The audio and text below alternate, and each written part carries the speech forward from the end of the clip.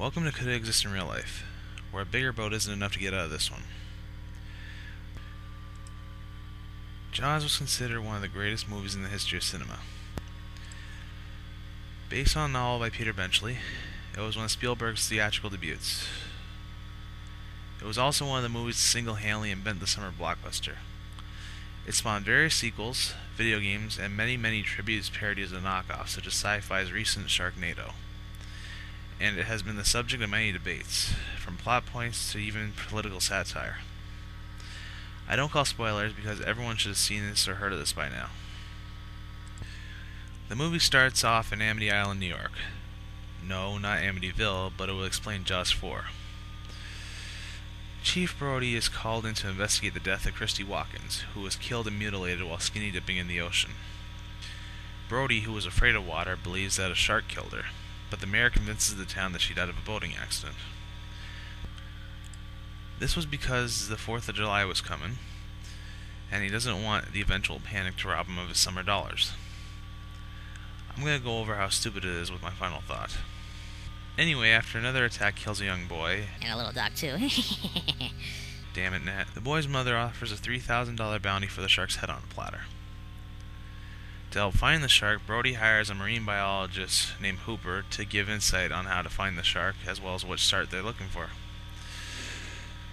But it seems pointless now, as they seem to have catched it, a tiger shark. However, upon examining it, Hooper discovers it's not the one due to a number of things, from the bite radius to stomach contents. The 4th of July festival goes on as planned until the shark attacks once again, this time killing one man and almost killing Brody's son Michael. Taking no more, Brody and Hooper hire Quint, a longshoreman and an expert in shark hunting. It now becomes a battle between man and beast that rivals that of Ahab and Moby Dick. Now for the fun part. Could it exist in real life? First and foremost, the obvious. Yes, sharks are real, and yes, the specific species is the one that's been identified as a great white. This particular one is measured at 25 feet long and weighing 3 tons. Now the next part's the most controversial part. Could a shark like this exist? The answer is yes. First, let's get the basics out of the way. Sharks are pack hunters. They only hunt fish and seal. They only attack humans when they get provoked, mistake us for seals, or we invade their territory. Much like other pack hunting animals, this shark, on the other hand, is explained in the movie as a rogue. Rogues in any animal kingdoms are the most dangerous class of animals known to man. Not just sharks or carnivores, but all rogues in general. Without others to take direction from, these things become confused, territorial, and extremely unpredictable. This creates a danger both for the people of Amity as well as the shark itself. Killing it, as bad as it sounds, would have been putting it out of its misery. Now that I've gotten that out of the way, on to the part that was also controversial, the explosion. Mythbusters debunked the oxygen tank explosion as busted. However, there are 2 schools of thought on the matter. The first is the way they tested it. Rather than blowing up, the tank shot through the model they used in the shark. If this had happened in real life, the tank would have shot through the great white like a giant bullet. The other school of thought is the oxygen itself.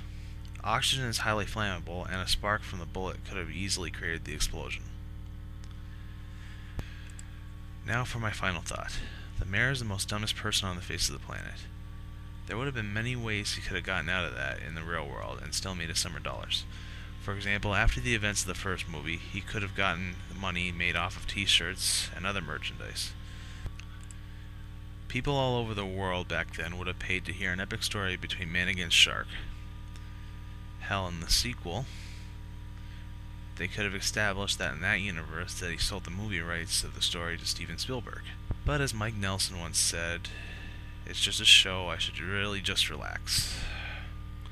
As usual, debate, argue, and let me know what I missed. Stay tuned for more. Farewell and adieu to you fair Spanish ladies. Farewell and adieu, dear ladies of Spain.